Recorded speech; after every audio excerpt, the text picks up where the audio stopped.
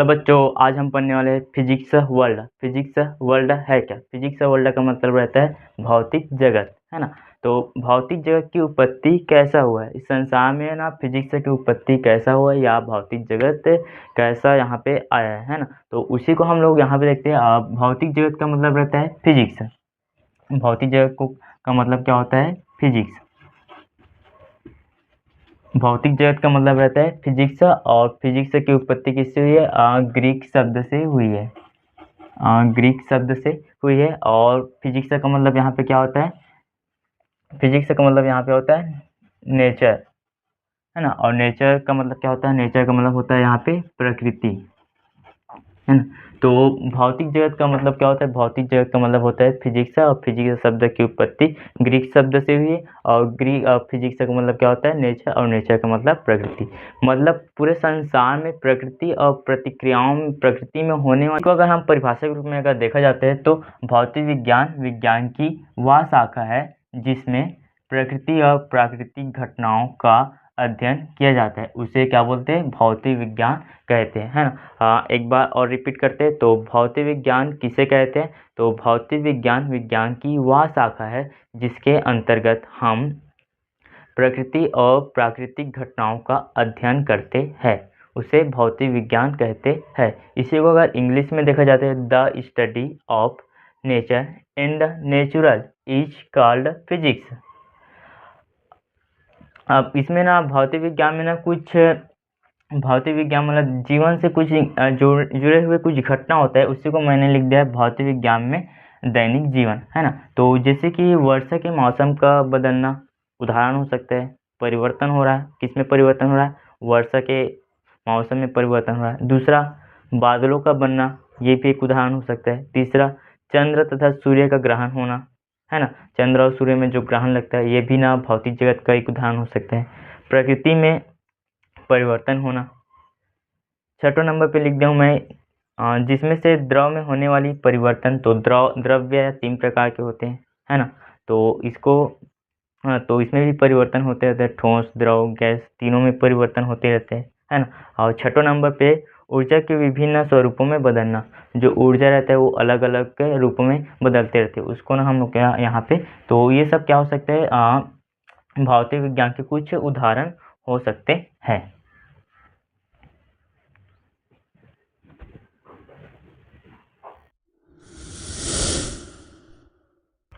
अब बात करेंगे कि फिजिक्स को मुख्य रूप से कितने भागों में बांटा गया है ना। तो scope and the expansion of physics, है ना। भौतिकी का कार्य क्षेत्र एवं विस्तार। तो मुख्य रूप से भौतिकी को 2 भागों में बांटा गया है।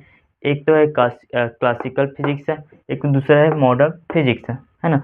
तो मुख्य रूप से भौतिकी को 2 भागों में बांटा गया है। एक है क्लासिकल फिजिक्स, दूसरा है मॉडर्न फिजिक्स। तो क्लासिकल फिजिक्स के अंतर्गत हम लोग ना यांत्रिकी, मशीनरी, उष्मागतिकीय, थ्योरम, विद्युत चुम्बकीय या विद्युत चुम्बकत्व, electromagnet, classical way, machine and sound, है ना। और 5वां नंबर का है प्रकाशिकीय। अब बात करते हैं कि समाज में भौतिकी का किस प्रकार से योगदान रहा है ना। जैसे कि यहाँ पे रसायन विज्ञान में भौतिकी का महत्व, है ना। तो जैसे कि रसायन का आज की डेट में बहुत ही महत्व था, मतलब रसायन विज्ञान के क्षेत्र में भौतिकी का बहुत ही योगदान रहा। कैसा टाइप से रहा? तो जैसे कि अणुओं के मध्य लगने वाले बल, है ना। तो भौतिकी का किस प्रकार से योगदान रहा रसायन के क्षेत्र में? तो अणुओं के मध्य लगने वाला बल, पदार्थ की रासायनिक संरचना का अध्ययन, अणुओं की संरचना, अनेक ठोसों की संरचनाओं का अध्ययन, है ना। ये सब जो है ना भौतिकी के बिना ही संभव हुआ है। अगर भौतिकी नहीं रहता तो अणुओं के मध्य लगने वाला बल रहता है ना, उसका अभी पता नहीं चल पाता, है ना। उसी प्रकार से पदार्थ में जो रासायनिक संरचना होता है ना, उसका भी हम लोग ना अध्ययन नहीं कर पाते, है ना। उसी प्रकार से अणुओं की संरचना होती है ना, अणु, परमाणु, इन सब की ना एक संरचना होती है। तो उनके बारे में ही आज के डेट में अध्ययन करना असंभव था, किसके बिना? भौतिकी के बिना, है ना। इसी प्रकार से एक हमें अनेक ठोसों की संरचनाओं का अध्ययन। जो ठोस रहता है ना, उसमें भी ना अगर हमको वजन तोलना है, तो वजन तोलने के लिए या तुलना करने के किसी वस्तुओं से, तो उसके लिए भी है ना हमको ना भौतिकी की ही ना महत्वपूर्ण योगदान रहा है। दूसरा यहाँ पे ना फिर नेक्स्ट टॉपिक है विज्ञान के क्षेत्र में या जीव विज्ञान में भौतिकी का महत्व, है ना। तो जीव जीव जो है ना, जैसे कि मनुष्य के अंदर में जो होने वाली प्रतिक्रिया है उसके बारे में हमको ना अगर जानकारी प्राप्त करना था तो उसके लिए इसने ना भौतिकी का बहुत बड़ा योगदान रहा है ना। तो जीव विज्ञान के क्षेत्र में भौतिकी का बहुत बड़ा योगदान रहा है, जैसे कि इलेक्ट्रॉनिक सूक्ष्मदर्शी के माध्यम से हम लोग ना अपने शरीर के संरचनाओं का अध्ययन कर सकते हैं, है ना। जैसे कि इलेक्ट्रॉनिक सूक्ष्मदर्शी के माध्यम से शरीर में होने वाली प्रतिक्रियाओं का भी अध्ययन कर सकते हैं। और आधुनिक युग में अभी ना बहुत अनेक प्रकार के भी ना अनेक प्रकार के मशीनों का उपयोग हो रहा है, जिसमें ना भौतिकी का बहुत ही बड़ा योगदान रहा है। अपन तीसरे नंबर का महत्व है खगोल विज्ञान में भौतिकी का महत्व। तो जो खगोल विज्ञान है प्रकाशीय, तो उसके क्षेत्र में भी ना भौतिकी का बहुत ही बड़ा योगदान है, जैसे कि प्रकाशीय सूक्ष्मदर्शी की सहायता से विभिन्न ग्रहों की गति तथा आकाशीय पिंडों का अध्ययन, है ना। तो भौतिक विज्ञान की सहायता से ही ना विभिन्न प्रकार के जो ग्रह और आकाशीय पिंड है ना, या जो भी तारा है उनका अध्ययन ना भौतिकी के माध्यम से ही हो पाया है ना। तो फिर चौथा नंबर पे है गणित में भौतिकी का महत्व। तो गणित के क्षेत्र में भी ना भौतिकी का बहुत ही बड़ा योगदान रहा है, जैसे कि विद्युत उत्पादन, विद्युत चुम्बकीय प्रेरणा के सिद्धांत पर, मतलब विद्युत उत्पादन के लिए बहुत ही योगदान रहा है और विद्युत चुम्बकीय के लिए योगदान रहा है ना। इसी प्रकार से दूसरे नंबर पे है अपन डीजल इंजन, पेट्रोल इंजन, भाप इंजन, है ना। और इसी प्रकार तीसरे नंबर पे है अपन ना रेडियो, टेलीविजन, फ्लैक्स, वायरलेस, विद्युत चुम्बकीय। फिर चौथे नंबर पे आते हैं न्यूटन के गति के प्रथम, द्वितीय और तृतीय नियम। तो गणित के क्षेत्र में भी इसका ना बहुत ही बड़ा योगदान रहा है, जैसे कि वायुयान का अध्ययन, है ना। तो अगर आज के दिन में अगर भौतिकी नहीं रहता तो हमारे पास ना विद्युत उत्पादन नहीं रहता, ना विद्युत चुम्बकीय के बारे में ज्ञान नहीं रहता, ना टेलीविजन के बारे में भी ज्ञान नहीं रहता, ना पेट्रोल इंजन के बारे में भी ज्ञान नहीं रहता, ना ये मतलब मान चल कि ये सब ना पूरा एक असंभव रहता है ना। तो ऐसे देखा जाए ना तो समाज के क्षेत्र में ना भौतिकी का बहुत ही बड़ा योगदान रहा है ना। तो मैंने अभी दो प्रकार पहले बताया था और यहाँ पे फिर तीसरा लिख दिया था खगोल विज्ञान के क्षेत्र में और गणित के क्षेत्र में। भौतिक राशियाँ किसे कहते हैं? तो वे राशियाँ जिन्हें मापा जा सकता है भौतिक राशियाँ कहलाती है ना। तो आप फिजिक्स में या भौतिक विज्ञान में, है ना, कुछ जिन्हों को मापने के लिए हमको ना भौतिक राशियों की आवश्यकता पड़ती है। तो भौतिक राशियाँ किसे कहते हैं? तो भौतिक राशि का परिभाषा है वे राशियाँ जिन्हें आप माप सकते हैं भौतिक राशियाँ कहलाती है। तो जिसे हम माप सकते हैं उसे हम क्या बोलते हैं? भौतिक राशि बोलते हैं। भौतिक राशि उदाहरण के लिए जैसे कि ना द्रव्यमान हो सकता है, लंबाई, समय, बल, वेग और कार्य, ये सब ना भौतिक राशियाँ हो सकते हैं, या जिसे हम माप सकते हैं उसको हम क्या बोलते हैं? भौतिक राशियाँ बोलते हैं। भौतिक राशियाँ दो प्रकार की होता है, एक है मूल राशियाँ। भौतिक राशियाँ दो प्रकार के होता है, एक है मूल राशियाँ और दूसरे नंबर पे है उत्पन्न राशियाँ। भौतिक राशियाँ कितने प्रकार के होते हैं? तो दो प्रकार के होते हैं, एक है मूल राशियाँ और दूसरा है उत्पन्न राशियाँ। तो यहाँ पे मूल राशियाँ किसे कहते हैं? तो वे भौतिक राशियाँ जो स्वयं पर निर्भर रहते हैं, या वे भौतिक राशियाँ जो दूसरे पर निर्भर नहीं रहते हैं, मूल राशियाँ कहलाता है। जैसे कि यहाँ पे मैं लिख देता हूँ वे भौतिक राशियाँ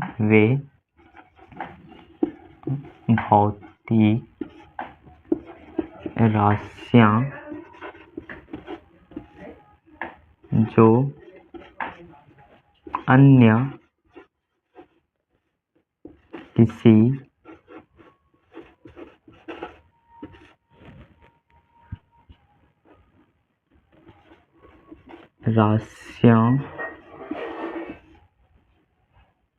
अन्य किसी राशियों पर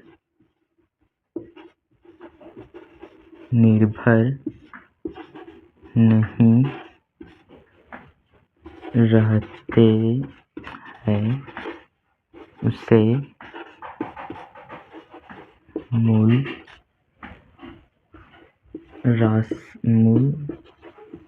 राशियाँ कहते हैं। परिभाषा है वे राशियाँ जिन्हें मापा जा सकता है भौतिक राशियाँ कहलाता है। मूल राशियाँ क्या है? वे भौतिक राशियाँ जो अन्य किसी राशियों पर निर्भर नहीं रहता है उसे मूल राशियाँ कहते हैं। तो मूल राशियों का उदाहरण क्या हो सकते हैं? जैसे कि अगर उदाहरण के रूप में अगर देखा जाता है तो द्रव्यमान जो किसी पर निर्भर नहीं रहता। दूसरा है समय भी किसी पर निर्भर नहीं रहता। और तीसरे नंबर पे जैसे कि हम लोग देखा जाता है तो लंबाई भी है, लंबाई है ना। तो वे राशियाँ जो अन्य किसी राशियों पर निर्भर नहीं रहते हैं मूल राशियाँ कहलाते हैं, है ना। तो इसी प्रकार से उत्पन्न राशियाँ क्या है? तो वे राशियाँ जो मूल राशियों पर निर्भर रहते हैं या मूल राशियों से उत्पन्न होते हैं उससे कौन से बोलते हैं? उत्पन्न राशियाँ बोलते हैं। तो यहाँ पे मैं परिभाषा के रूप में लिखता हूँ वे भौतिक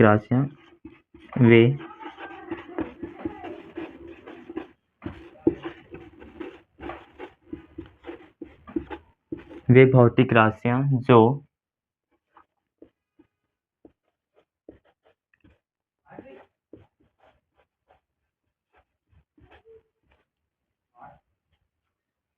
जो मूल राशियों पर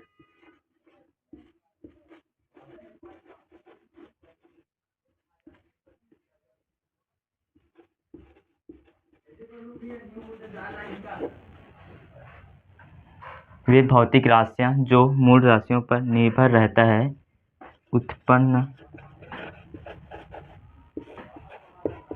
राशियाँ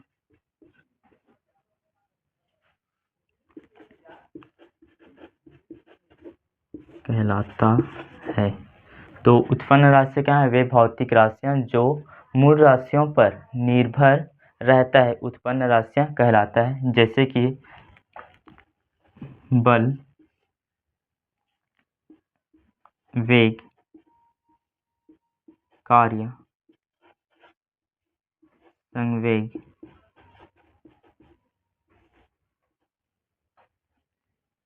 ये क्या है? उसके उदाहरण है। तो एक बार फिर से हम लोग रिपीट करते हैं। तो भौतिक राशियाँ क्या है? तो वे राशियाँ जिन्हें मापा जा सकता है भौतिक राशियाँ कहलाती है। उदाहरण में क्या है? द्रव्यमान, लंबाई, समय, बल, वेग, कार्य।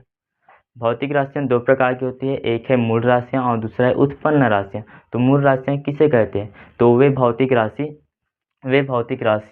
जो अन्य किसी राशियों पर निर्भर नहीं रहता है उसे मूल राशियाँ कहते हैं। जैसे कि उदाहरण के रूप में द्रव्यमान, समय, लंबाई। उत्पन्न राशियाँ किसे कहते हैं? तो वे भौतिक राशियाँ जो मूल राशियों पर निर्भर रहते हैं उसे उत्पन्न राशियाँ कहते हैं। उदाहरण के रूप में बल, वेग, कार्य, संवेग।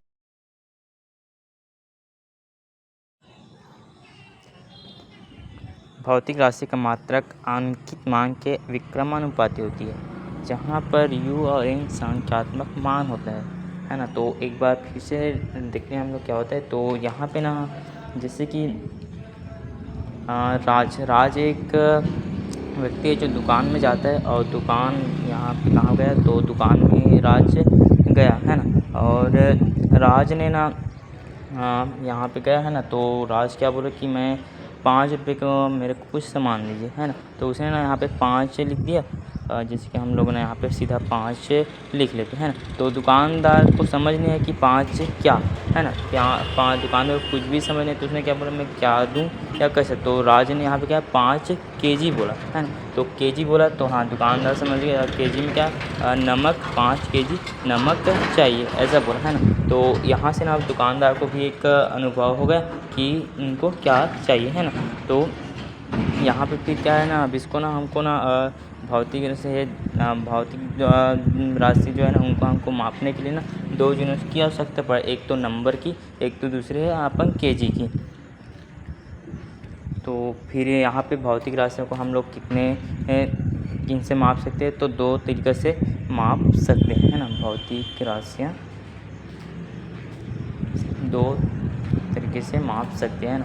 एक तो है यूनिट और एक है नंबर, है ना। तो यूनिट और नंबर से हम इनको माप सकते हैं। तो यहाँ पे मैं लिखता हूँ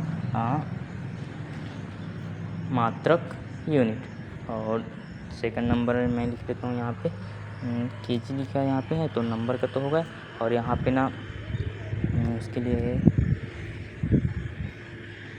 तो यहाँ पे मैं कर देता हूँ जैसे कि आंकिक मान, है ना। तो आंकिक मान से कर इसको हम लोग मान से तो भौतिक राशियों को मापने के लिए हम लोग दो का उपयोग करते हैं ना। जैसे कि एक है मात्रक और सेकंड यहाँ पे अंकित मान, है ना। तो दोनों का ही उपयोग हम लोग ना भौतिक राशियों को मापने के लिए करते हैं, है ना। तो इसको हम लोग ना यहाँ पे फिर ना या तो फिर इनको हम लोग नंबर से भी करते हैं कि यहाँ पे नंबर के काउंट क्या, और काउंट में जैसे 5 केजी नमक बोला था ना, उसके लिए तो मात्रक क्या है ना। तो भौतिक राशि का मात्रक आंकिक मान के व्यक्रमानुपाती होती है। यहाँ पर u और n संख्यात्मक मान हैं। तो फिर से एक बार रिपीट करके देखते हैं कि यहाँ पे क्या है। तो u अपन व्यक्रमानुपाती, है ना, यहाँ जहाँ पे u और n संख्यात्मक मान हैं। तो यहाँ पे हम लोग जैसे कि समझने का प्रयास करते हैं, है ना। तो मात्रक जो है ना मात्रक जो है ना दो प्रकार के होते हैं। एक तो दो प्रकार के होते हैं, यहाँ पे मैं लिख देता हूँ। तो एक है मूल मात्रक और एक है मात्रक यहाँ पे ना दो प्रकार के होते हैं, है ना। तो पहला मात्रक है जैसे कि ना मूल मात्रक, और यहाँ पे फिर आता है एक सेकंड वाले उत्पन्न मात्रक। तो दोनों को कंबाइन करते हुए चलता हूँ, जैसे कि मूल मात्रक तरफ लिखता हूँ मैं।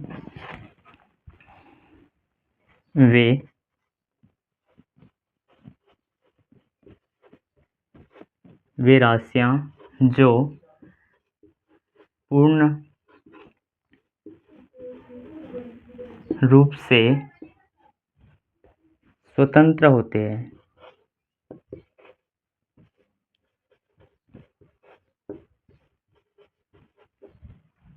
मूल मात्रक तक पहला पॉइंट है, वे राशियां जो पूर्ण रूप से स्वतंत्र होते हैं मूल मात्रक कहलाता है। जैसे कि यहाँ पे उत्पन्न मात्रक की तरफ रखता हूँ पहला पॉइंट, वे राशियां जो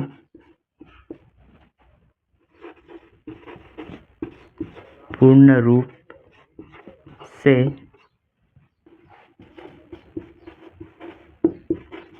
स्वतंत्र नहीं होते हैं। तो वे राशियां जो पूर्ण रूप से स्वतंत्र नहीं होते हैं उत्पन्न राशियां कहलाता है। मूल मात्रा उत्पन्न मात्रक कहलाता है। और मूल मात्रक क्या, वे राशियां जो पूर्ण रूप से स्वतंत्र होते हैं मूल मात्रक कहलाता है। जैसे कि यहाँ पे सेकंड पॉइंट है, यहाँ पे वे राशियां जो अन्य मात्रकों पर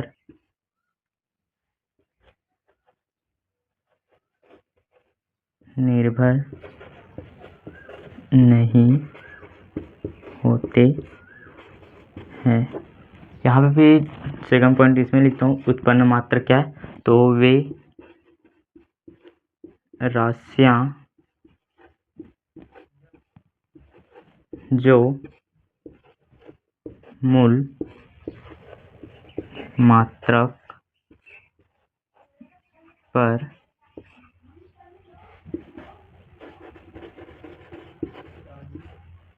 निर्भर होते हैं। ठीक है, तो यहाँ पे सेकंड पॉइंट को देखते हैं। तो वे राशियां जो अन्य मात्रकों पर निर्भर नहीं होते हैं मूल मात्रक कहलाते हैं।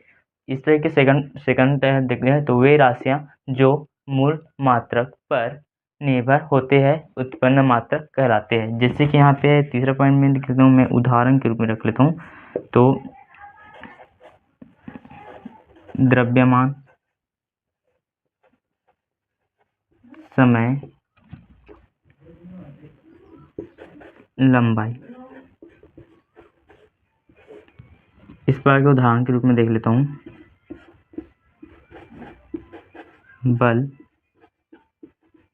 वेग, संवेग और कार्य। तो इनको हम एक बार रिपीट करते हैं, है ना। तो यहाँ पे क्या है, मात्रक क्या है, तो भौतिक राशि का मात्रक आंकिक मान के व क्रमानुपाती होते हैं, है ना। भौतिक राशि आंकित मान के व क्रमानुपाती होते हैं, जहाँ पर n और u सांख्यात्मक मान होते हैं या सांख्यिक संख्या के रूप में संख्यात्मक अंक या मान होते हैं, ठीक है ना। तो n और u यहाँ पे क्या होते हैं, संख्यात्मक मान होते हैं। तो मात्रक जो है ना, यहाँ पे दो प्रकार के होते हैं, एक है मूल मात्रक, दूसरा है उत्पन्न मात्रक। मूल मात्रक क्या मतलब क्या है, वे राशियां जो पूर्ण रूप से स्वतंत्र होते हैं उसे हम क्या बोलते हैं, मूल मात्रक कहते हैं, है ना। उसी प्रकार से उत्पन्न मात्रक है, तो वे राशियां जो पूर्ण रूप से स्वतंत्र नहीं होते, जो पूर्ण रूप से स्वतंत्र नहीं होते उसको हम क्या बोलते हैं, उत्पन्न मात्रक। उसी को हम सेकंड में अगर रखते हैं तो वे राशियां जो अन्य मात्रकों पर निर्भर नहीं होते उसे हम क्या बोलते हैं, मूल मात्रक कहते हैं, है ना। तो सेकंड यहाँ पे क्या है, वे राशियां जो अन्य किसी मात्रकों पर निर्भर नहीं होते उसको हम क्या बोलते हैं, मूल मात्रक बोलते हैं। उसी प्रकार से उत्पन्न मात्रक वे राशियां जो मूल राशियों से पर निर्भर होते हैं या मूल राशियों से उत्पन्न होते हैं उसे हम क्या बोलते हैं, उत्पन्न मात्रक बोलते हैं। उदाहरण के रूप में जैसे कि द्रव्यमान, समय, लंबाई, है ना। उत्पन्न मात्रक के उदाहरण क्या है, बल, वेग, संवेग, कार्य।